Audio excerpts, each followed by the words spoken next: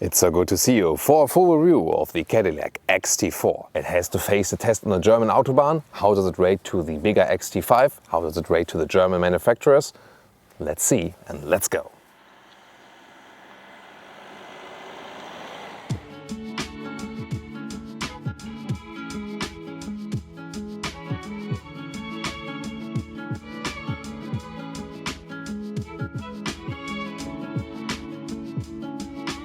In the front we can see this really bold front design, glossy black Cadillac logo, symmetrical design, and a special orange color here for today as well. Then we have these vertical daytime running lights, really impressive, typical Cadillac styling. And indeed this front styling is also one of the main reasons people go for this vehicle. Do you like it? And the turning indicator in the front, really impressive because it replaces then the daytime running light all the way over this vertical scheme. While I tell you the length, guessing game here, famous on our channel, decide from which side I will enter the stage today. You have some more time. Length 4.60 meters, 15'1" or 181 inches. And ta-da, it's from the front.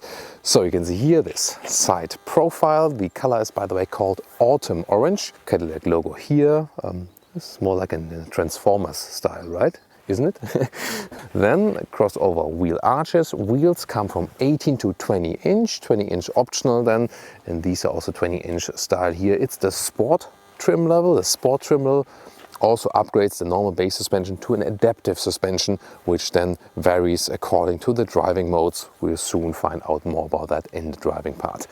Tinted windows here in the rear, overall a very clean look. In the rear we see once again a very consistent design. I really think they nailed it with this one, because the daytime running light in the front is in the vertical way, and the same time here for the tail lamps here. Then with the red signature, so I think really cool. Of course, at the moment a little bit bright in the daylight here. Then contrasting lower part, this looks really sporty. I mean, although we have the diesel version for the day here, of course petrol version and for the US. Here, look at this exhaust pipe. It looks like taken from a V8 petrol, right? Really impressive and not fake at all. Interesting also that we have two rear view cameras basically. The normal rear view camera here above the number plate, and then there's a secondary one under the rear wing, and this one then is for the normal back mirror, which can be seen also in a digital way. Also show that to you in an interior part. And also very nicely done here that the rear wiper is also hidden behind or underneath the rear wing. That's a very clever integration. And the turning indicators at the rear are actually right here, interesting, pretty small and somewhat integrated in this whole vertical light structure. However, we see light and shadow not only with automotive design, but also here, as I said, clever integration of the secondary rear camera and the rear wiper right here. But then I found out this.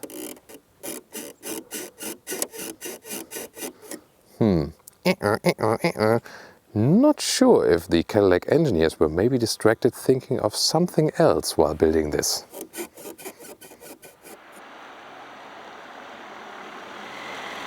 Engines, well, you pay around $10,000 less here for the XT4 than for the XT5, but then you only get 4 cylinders, either a 2-liter turbo petrol engine, 4 cylinders, 240 horsepower approximately, front-wheel drive or all-wheel drive, the petrol with cylinder on demand. And then you have the 2-liter diesel in Europe with around 170 horsepower, both with 9-speed automatic gearbox. Yay! And we have a gas strap to hold it open.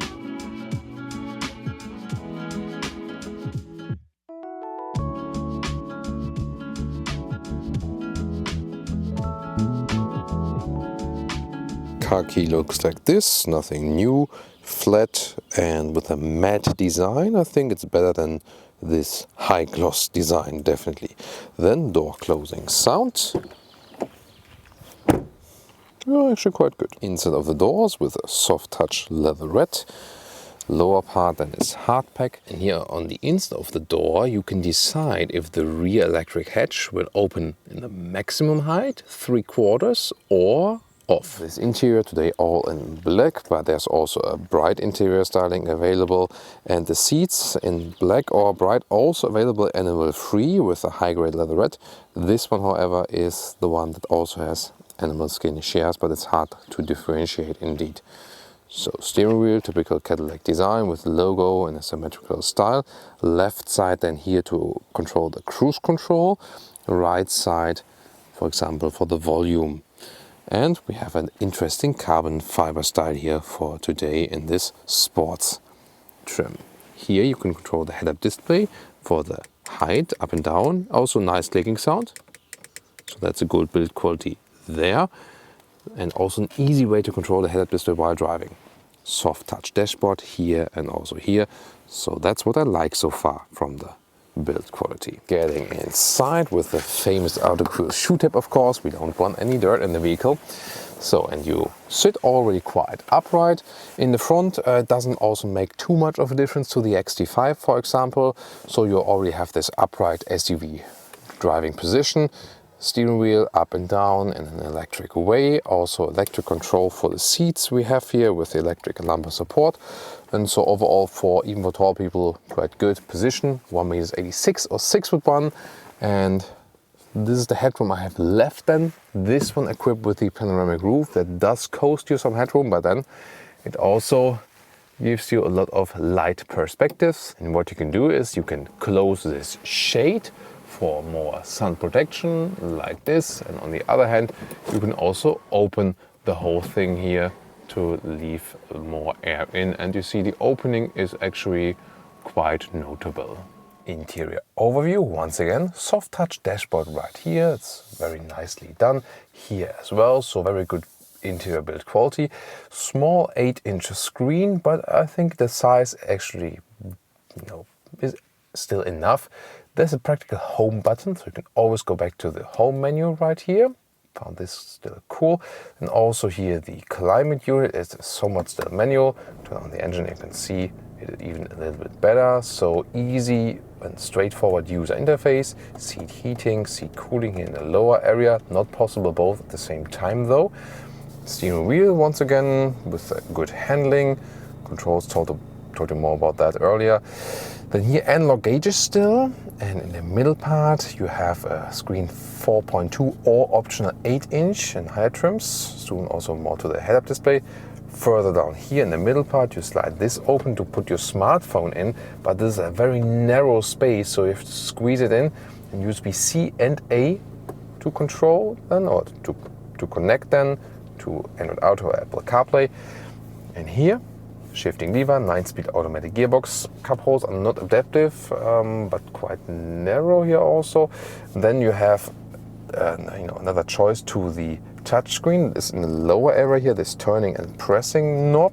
So this could be to control the infotainment system while driving and not having to use the touch as an alternative. Why not? Mode selector for the driving mode, soon talk more about that. Another red cover for the armrest, well attached, and underneath more space, also in a split, even with an inductive charging pad.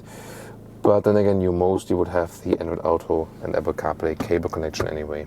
And one of the highlights for sure, we know it from Cadillac for quite a while now, is here the digital back mirror. So you can see here, you can either have the normal mirror or then the screen. And you can also adjust it a little bit in brightness, in zoom factor, but usually leave it zoomed out, or then also then here in the height. So really what you prefer, want to look more down to the road or a little bit more far ahead. And in this case it's really practical because otherwise the view to the rear is somewhat limited. Here the instruments, left and right side analog, brum brum, and in the middle part then the digital part. You can have the digital speed in there, but also some average figures, for example. So you're somewhat flexible like this. You can also have some GPS information, that's possible, but it's definitely not the most modern system. And the head-up display is very clear to read, and you can easily then change the height of the head-up display. Yeah, that's fancy to see, right? Whoa, that goes high. Yeah, really funny. But of course, you just set it in a way that it's pleasing to you. And now more details to the screen here. Once again, controlling it from the lower area, this is possible, but also from the touch area, this is also possible. And you see here the responsiveness is actually quite good. So we used to have pretty weird Cadillac infotainment systems, and this is definitely a big step forward. Also easy as for the menu structure, not too overloaded. Easily also with the access to the Apple CarPlay, for example. And the Bose sound system here, there's an optional Bose Centerpoint sound system available, and that one is delivering us a quite interesting sound. It has a really heavy bass focus, 13 speakers, but you can also adjust the bass a little bit in the menu, of course. So overall, I'm actually very happy with that. Back to the main menu with the button here. Climate menu can also be accessed right here when the vehicle is running, but once again, I mean, there's no reason to do it from here, but yeah, takes a while in this case. But of course, interesting, leg's a little behind now, so no reason to do it from here. You always do it from below. Nevertheless, you also have the normal rear view camera, and this is then more showing you a picture from below. This is more helpful when parking in and out and really see that you don't touch anything. Also with a 360-degree camera in the higher trims or as an option, and it also has a very good resolution. As for the rear, what's interesting is that at the rear doors on the inside there's also soft touch material. That's really good, nice. And then here, for tall adults, it gets close. As for the legroom, the seat would need to be a little bit more upright, and then I do fit in here. I can still drive like this in the front, but gets really close. Headroom wise, here it also gets close, hitting my head here on the roof. So yeah, it's really close and for tall adults here in the rear. Isofix at the outside each. Then there's an interesting attachment from the seat belts here to the seats. That's when you fold the seats, you know, they're basically kept in place and they are so much secured. Interesting, but looks a little bit weird, doesn't it? And on the middle part here, you can fold out cup holders. They're also somewhat adaptive. And sitting in the middle part is, hardly possible. I mean, same headroom, but then with the knees gets really close. And also, as for the seat belt holders, they are we put in a way that they are too narrow right here, so yeah, that hurts a little bit. In the middle console here, you can also get seat heating for the rear passengers, and once again the mix USB-C, USB-A. Trunk area with an electric tailgate, 640 up to 1,400 liters or 23 to 49 cubic feet, depending on the setup. And then the length here is about 33 inches or just over 80 centimeters. And that's also different to the XT5. The XT5 has more luggage capacity. It's 21 centimeters or 8 inches longer. Of course, longer hood in the front, but also longer overhang in the rear. But here then, the XT4 goes in the width about 38 inches or a little bit less than 1 meters. That's actually okay. And the height up to the cover is 16 inches or 40 centimeters. Then you can put up here the floor. You can also fit a replacement tire, and when there's a cabin trolley in it, this is an even loading sill, of course, but you can see even a cabin trolley in a vertical way still fits in. And I already folded one off the seat. It's a half split, and the total length then, the folding ruler is our signature move. Old school style. Then here we are at 63 inches or 160 centimeters. Overall, very well usable. Welcome to Thomas's Driving Lounge with the Cadillac XT4, and I'm so sorry for that, but when you visit me town, y'all, you gotta respect me roads, y'all. That means, just translation, German Autobahn for the American vehicle. You have to do that when you're here. So, mode, sports mode, and we also have a little bit more tune, so to speak.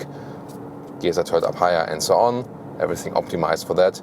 And let's see how it goes from 40 kilometers to whatever, and also noise insulation and so on, high speed behavior. Let's go.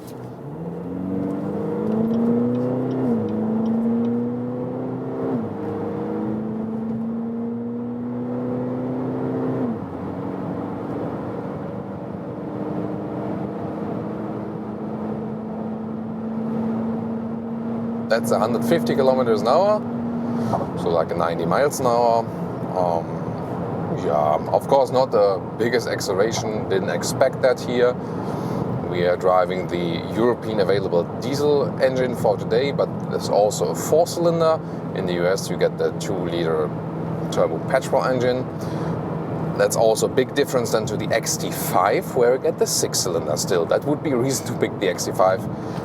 And I have to say, this engine here sounds really, really loud. Then about the noise insulation, leaving the engine aside, you know, yeah, it's getting quite noisy in here, so clearly this car is not laid out for higher motorway speeds. In the sports mode, the adaptive suspension which we have here also is a little bit stiffer, so the lane change is easier then. Yeah, but the car shakes up quite a bit, but not as much as it would do in the normal driving mode then. Now let's hit the brakes. They're actually performing quite well. Not the best brake feeling in it though. Then we go back to the so-called tour mode. Then the adaptive suspension is also a little bit softer and the car is shaking up a little bit more. Here, direct difference. There's no one around me, so no one can think I'm crazy. I'm a part crazy, you know, otherwise I wouldn't do this channel, but yeah, you get the picture. So I'm not crazy because there's no one around. I'm not endangering anyone here. Sports mode, a little bit stiffer, more response. Do you need the adaptive suspension? It's always a question of money, of course, and you only get it in the sport model, so-called sport model, sport trim level. Yeah, I think you can also go with the base version in a way that this car pays off when you rather buy it low spec. Then it makes sense to be okay with the 4-cylinder in comparison to the XT5. Then you're actually gaining from that price, the low price, and also can go with some lower spec. That's my opinion about this vehicle. Here now in the tunnel you can see how is it with the lights here and so on, controlling everything with the infotainment system. We do have these analog dials with the digital speed in the middle. I think it's okay. Why not seeing some analog dials from time to time? We have so many new vehicles with digital gauges only, and here we kind of have both. Head-up display is clear to read, that's the most important thing, and also really cool to control it while driving. It's so easy to put it up and down in your line of sight, whatever you prefer or what your height is. So that's a good feature, easy control, left next to the steering wheel. Then you have the digital back mirror and the normal back mirror. I usually prefer normal mirrors, especially for the sides. Remember that episode with the Audi e-tron where they introduced the digital side mirrors and then, wait a minute, later on nobody talked about it and I have never seen an e-tron with digital mirrors again. Could it be because it's a complete failure and they realized it? Maybe.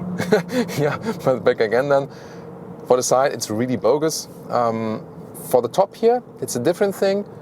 So on the one hand, you always feel more disconnected when you see something happening on the screen. Why? Our brain is used to that when we see things on the screen, which is the truth, they're actually most of the time not real. They're not happening live in your own eyes, in your own reality, in a way. And you feel you're a viewer of that. When you are in a vehicle and see something happening on the screen, on the camera mode, you are viewing that. You're not experiencing it. That's the difference. Normal mirrors in our brain have the sense of this is what we experience live. It is directly connected to us. When we see a screen, it's more like seeing a computer game. That's the problem of digital mirrors. The advantage here, however, is the view to the rear is kind of limited. So when you have the digital mirror activated, you have a clearly better view to the rear. So for this vehicle, I think it's an improvement. It's good also to have the digital mirror. I would usually have it activated. Second advantage is if you have the rear fully loaded up to the top. You guys who have 2 kids, you know just what I'm talking about. Then it's also a big advantage to be able to see clearly, although everything is packed. When you're going to the beach holiday, yes, at some point in our dreams we can go to beach holidays again when the whole COVID situation is over. When you're watching this video in 7 years, by the way, mark it in the comments, like still watching in whatever, 2025, 2026, and say like, oh, people thought about going to the beach at that time and they couldn't do it because of Corona. Yeah, I hope when you watch this video at the later stage, it's all over. At this moment of the production of the video, still Corona times. Then we think about things like these as, oh wow, can we go on holiday again sometime? Yeah, That's the thing. Back to the car. So when you're standing still, you also hear the noise of the engine, but that's a little bit more specific to the diesel engine. Yes, the petrol engine is, from what I've heard from colleagues, also not the most silent one, but definitely a little bit better than the diesel engine here. Fuel economy here, that will be relevant for our European viewers when you get it one with the diesel, 7 liters or more kilometers. That's about 30 mpg US, 40 mpg UK. Not too good for a diesel engine though. So seating position is actually quite upright and comfortable, so I like that. Although the seats are a little bit short for taller people, they could be a little bit longer as for the front seating surface also. Overall, it's a quite compact feeling in this vehicle. It is a compact SUV. In Europe, in the US, it's more a small SUV. In comparison to the XT5, the XT5 feels a little bit more sophisticated as for the driving experience. However, as I said earlier, the main difference is that you have a longer trunk. You pay about 8,000 to 10,000 euros more for the XT5 at least. And the big difference is, of course, that you can get the 6-cylinder. That does change something in the driving experience for sure, especially if you drive a little bit more performance oriented also. But this is not the car where you would see a big performance orientation, so that's again not the biggest issue as for that. Here now in the tunnel you also realize that it's getting quite noisy, so once again noise insulation is not the best. So in our fierce German Autobahn test we're taking all the cars from all over the world. This one is not performing in the best way. To me the best thing about this car is really the look on the exterior. It looks so bold and stylish and transport this American way of life, some kind of tradition as well. So now at the 100 kilometers an hour, we'll accelerate once more. Here in the tour mode, you hear that the engine is not that loud, and now also just two-wheel drive acceleration. That's 130 kilometers an hour now.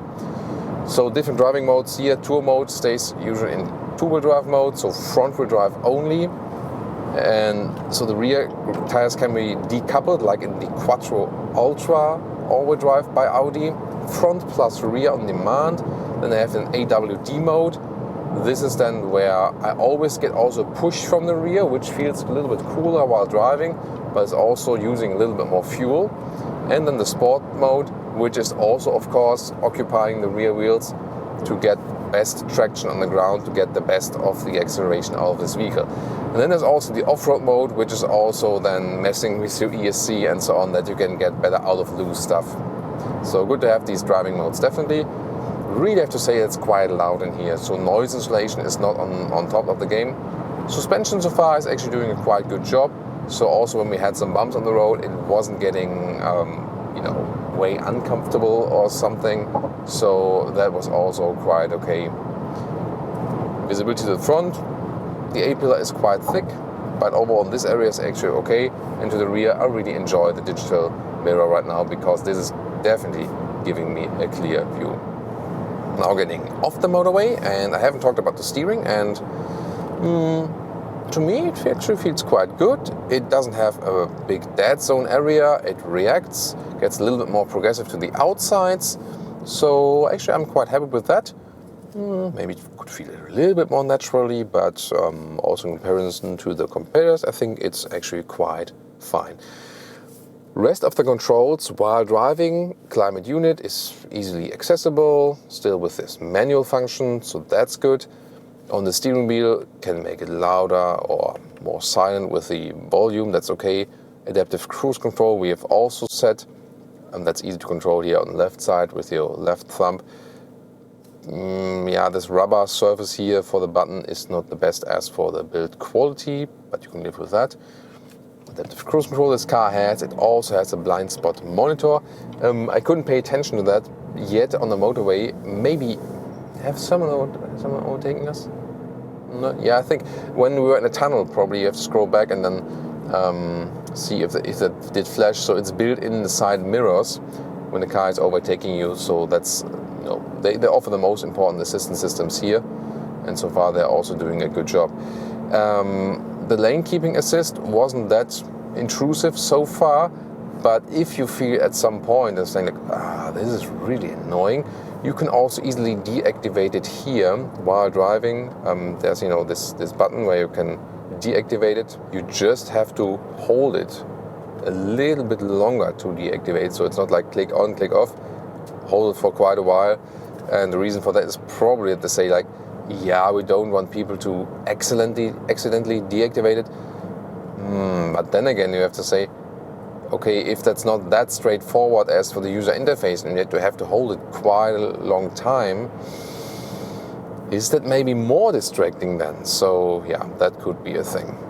Other than that, as for shifting, you can do that with a central shifting lever here, 9-speed automatic gearbox, both for petrol and diesel engine. However, what's also possible is using the shifting pedals here. So if you want to do a quicker acceleration and want a little bit more RPM, or if you're going down it for a longer time, you can also shift back yourself.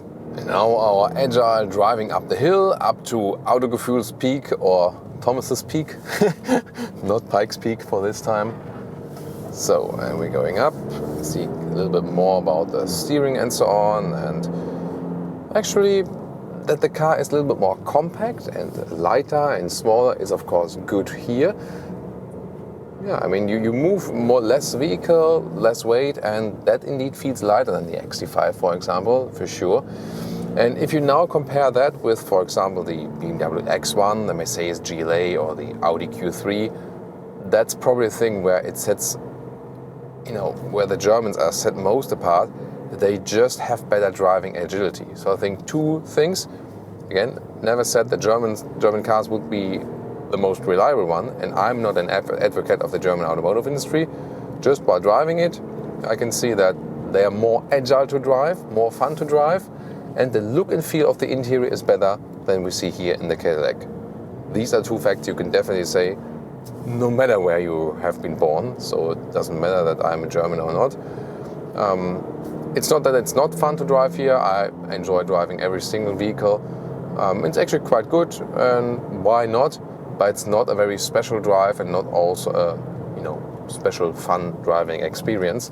So from the driving part, we can say that noise insulation should definitely be better. The engine performance, and especially the engine sound, is pretty weak. Everything else is not really that bad, but rather in a mediocre state as for the driving experience. I would get this vehicle if the XT5 is too expensive for you. You still want the Cadillac look, and if you compare it to the German vehicles, I think this should be cheaper then, definitely cheaper in the offering. In the US it's possible, because it's built there in Kansas, that you can get it way cheaper than the German competitors. In Europe, however, I see it's getting a hard time, because I gotta convince myself why I should pay the same price for this one when I get the same price, Q3, the X1 or the GLA. But what's your opinion? And now to our conclusion for today with the Cadillac XT4. From the exterior, really likable design, strong and bold front, daytime running lights and so on. Also interesting color for today for sure. So the exterior would be one of the main reasons to go for it. And of course, if you compare it to the XT5, it's just shorter, easy to get it along in the city and so on. But then you also have the shorter trunk. That's the main difference as for the practicability. Then of course only 4-cylinder engines available here. With the XT5 you also get the 6-cylinder. Interior build quality is actually quite okay. You also have two different animal-free seatings, both in black and in the bright styling with the high-grade leather red, so that's possible. The user interface is actually quite okay, so we can easily get along with. Most is straightforward in the user interface design. The space you have on the interior is also actually quite okay overall. The driving experience is more or less the weakness of this vehicle. It's not bad at all, but it's rather mediocre.